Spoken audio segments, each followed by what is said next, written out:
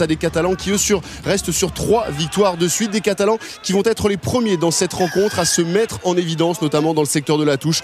On a vu le réceptionneur catalan mis en difficulté par l'alignement d'Oyonnax, et c'est James Hook qui après 9 minutes ouvre la marque pour l'USAP, 3-0. Dans un début de match pas vraiment passionnant, pas grand chose à retenir dans ces premières minutes, si ce n'est cette action d'Oyonnax avec ici Mahafou qui va servir Silvertian. L'ailier prolonge au pied, il va être un peu court, mais finalement Figuerola lui est le premier à se jeter sur ce ballon, et en finale c'est Naraoué, le numéro 8 de Perpignan, qui sauve son équipe. Mais les fautes, elles s'accumulent du côté catalan, et Urdapilleta, le buteur, se fait un plaisir d'ajouter une pénalité et une deuxième même en suivant. Oyonnax alors reprend l'avantage et mène 6-3. Côté catalan, pas grand chose à vous montrer non plus, si ce n'est cette action avec Geoffrey Michel, bien servi sur son bout de ligne, qui va taper à suivre et dégager directement en touche. On en reste là, pas grand chose dans le jeu, pas beaucoup d'ambition, pas beaucoup d'envie, et finalement les buteurs qui se signalent. Cette pénalité de James Hook sanctionne elle aussi les fautes, les trop nombreuses fautes d'Oyonnax, et cette équipe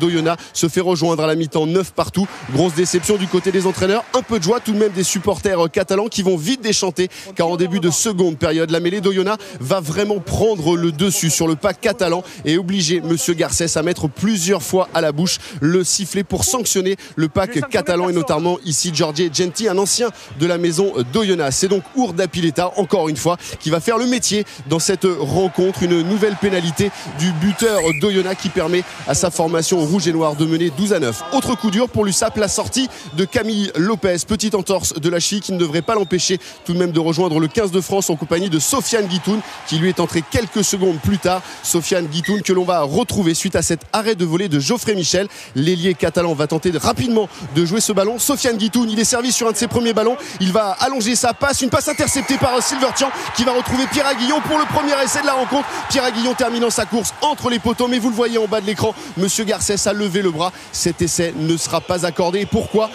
pour un hors-jeu au moment de cet arrêt de volée joué rapidement par Geoffrey Michel. Deux joueurs d'Oyonnax n'ont pas respecté la ligne des 10 mètres après cet arrêt de volée. L'essai ne peut donc être accordé. Pas grave, car ce soir Urdapilleta était dans un grand soir. Pénalité à plus de 50 mètres, la 5e sur 6 tentatives réussies par l'Argentin, qui permet à son équipe de mener 15-9 à moins d'un quart d'heure de la fin de cette rencontre. Les Catalans, totalement désabusés, en manque d'inspiration ce soir, vont enfin laisser les portes s'ouvrir à l'attaque d'Oyonnax, qui ici emporte tout dans un premier temps par ses avants. Une bonne libération enfin dans cette rencontre. Et Geneker, le talonneur, qui s'enfonce, une passe après contact pour retrouver sa 3e ligne. Le jeu qui va s'organiser avec Pierre Aguillon qui rajoute une petite couche ici à quelques mètres de la ligne. Figuerola, le demi-mêlée attentif, va demander à libérer ce ballon. C'est fait directement dans les mains de Mahafou, un joueur lancé. Ourzaké en l'occurrence, le 3e ligne, lui aussi stoppé à quelques centimètres de la ligne. C'est enfin la première action d'envergure dans cette rencontre. Il aura fallu attendre la 60e minute pour voir Figuerola ici servir Urdapilleta. Amorosino était bien placé,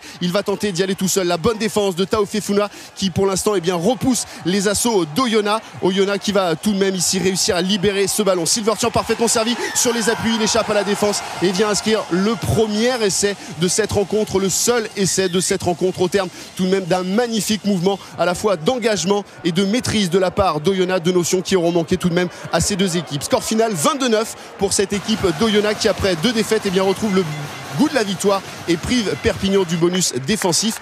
De quoi préparer en ce premier samedi du mois une très très bonne récupération. C'est à cela en tout cas qu'on a pu assister dans le vestiaire de cette équipe d'Oyonnax.